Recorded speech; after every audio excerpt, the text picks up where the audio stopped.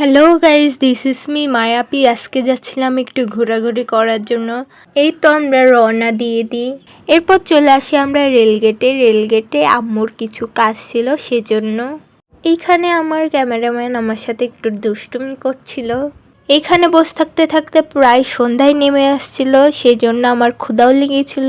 তার জন্য আমরা একটা রেস্টুরেন্টে চলে আসি এখন। আচ্ছা, এই রেস্টুরেন্টে কে কে গেছে সবাই আমাকে কমেন্ট করবা প্লিজ। এই রেস্টুরেন্টটা খোলা আকাশের নিচে হওয়ার কারণে আমার কাছে অনেক ভালো লেগেছে। এই জায়গাতে আমরা অপেক্ষা করছিলাম দাঁড়িয়ে যে কখন একটা বসার জায়গা পাবো, কারণ এই জায়গাতে অনেক ভিড় মানুষের।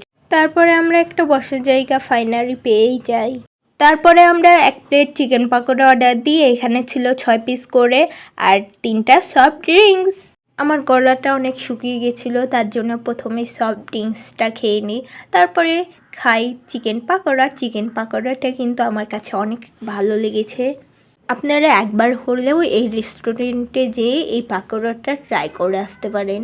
এইখানে আমি আম্মুকে বলছিলাম, দেখো তো চানটা কত সুন্দর লাগছে, তাই না? খাওয়া দাওয়া শেষ করার পরে আমরা এই জায়গাতে কিছু ছবি আর ভিডিও তুলে নিচ্ছিলাম। আমার খুবই ইচ্ছা করছিল যে ওই পারে গিয়ে নদীটা দেখার। এই তো চলে আসলাম।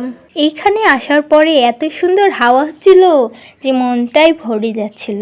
এইখানে আমি একটা ইট ছুঁড়ে মারছিলাম, দেখছিলাম যে কোথায় গিয়ে পড়ছে, কিন্তু অন্ধকারের কারণে কিছুই দেখা যাচ্ছিল না। দেন রেস্টুরেন্ট থেকে বের হওয়ার পরে দেখি অনেকগুলো কুত্তা এই জায়গাতে মারামারি করছিল, দেখে আমার অনেক ভয় লেগে গেছে। যাই হোক, এরপরে বাসার উদ্দেশ্যে রওনা দিয়ে দিই আমরা। আজকে এই জায়গাতে ভিডিওটা শেষ করছি। সবাইকে টাটা।